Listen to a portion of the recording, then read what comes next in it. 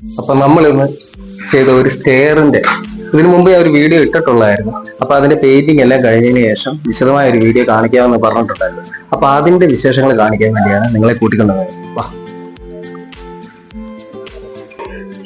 അപ്പൊ ഈ ഒരു സ്റ്റെയർ ആണ്, മെറ്റൽ സ്റ്റെയർ ആണ്, നമ്മൾ ഹാൻഡ് റെയിലാണ് നമ്മളിവിടെ ചെയ്തിട്ടുള്ളത്. ഇതിന്റെ ഈ മാസ്റ്ററിലേക്ക് എന്നുള്ളത് നമ്മളിത് ഫാബ്രിക്കേഷൻ ചെയ്തെടുത്തിട്ടുള്ള ഒരു രീതിയാണ്. ഇതിന് 75 ട്യൂബാണ് നമ്മൾ യൂസ് ചെയ്തിട്ടുള്ളത്. പിന്നെ ഈ ഒരു ഗ്ലൂ കിട്ടാൻ വേണ്ടി നമ്മൾ 20 ട്യൂബാണ്, GP ട്യൂബാണ് ഉപയോഗിച്ചിട്ടുള്ളത്.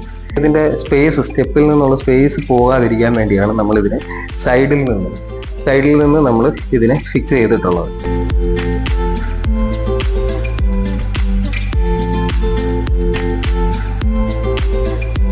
അപ്പൊ ഇത് 50 ട്യൂബും ഇത് 20 ട്യൂബുമാണ് നമ്മൾ കൊടുത്തിട്ടുള്ളത്. അപ്പൊ ഇതാണ് നമ്മൾ ചെയ്തേക്കുന്ന ഗ്ലാസിന്റെ ചെറിയൊരു പോർഷനിലുള്ള ഒരു ഹാൻഡ് റെയിൽസ്.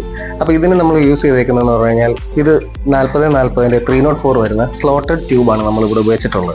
ഗ്ലാസ് 10mm ആണ് നമ്മൾ ഉപയോഗിച്ചിട്ടുള്ളത്. അതുപോലെ തന്നെ ഇത് നിർത്തിയേക്കുന്ന ഇതിന്റെ സ്പൈഗോട്ട് 4 ഇഞ്ചിന്റെ സ്പൈഗോട്ടിലാണ് നമ്മൾ ഈ ഗ്ലാസിനെ ഇവിടെ അറസ്റ്റ് ചെയ്തിട്ടുള്ളത്.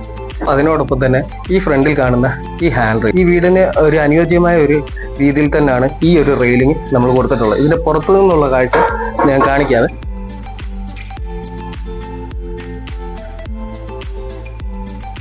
റെയിൽ വന്ന് 50-25 ട്യൂബും 20-20 വെർട്ടിക്കൽ ഏകദേശം 10 സെന്റിമീറ്റർ ഗ്യാപ്പിലാണ് നമ്മളത് കൊടുത്തേക്കുന്നത്.